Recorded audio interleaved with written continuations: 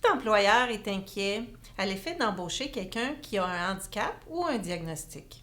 Toutefois, les employeurs devraient savoir qu'ils ont intérêt parfois à aller chercher qu'il y a une limitation ou un handicap précis.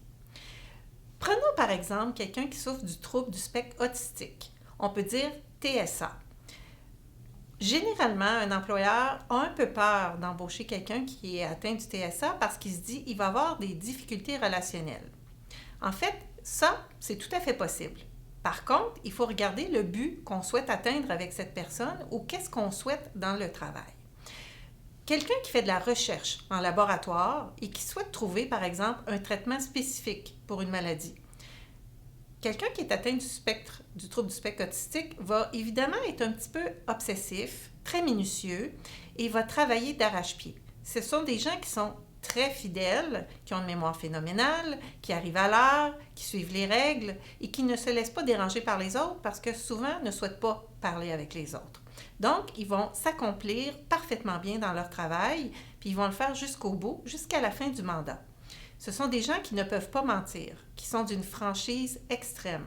Si on leur dit d'arriver à telle heure, de terminer à telle heure, on peut être sûr et certain qu'ils vont suivre les règles et consignes.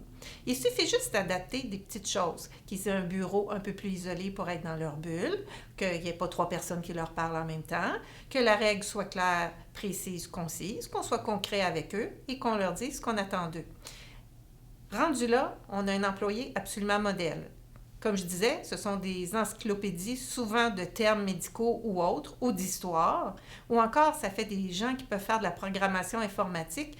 Ils vont créer des logiciels qui vont servir à d'autres personnes et rendre la vie plus facile à plusieurs autres employés.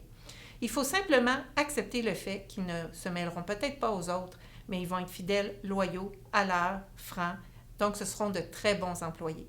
Il ne faut pas avoir peur de leur demander ou leur poser des questions. Ils sauront toujours bien vous répondre. N'hésitez pas à les utiliser.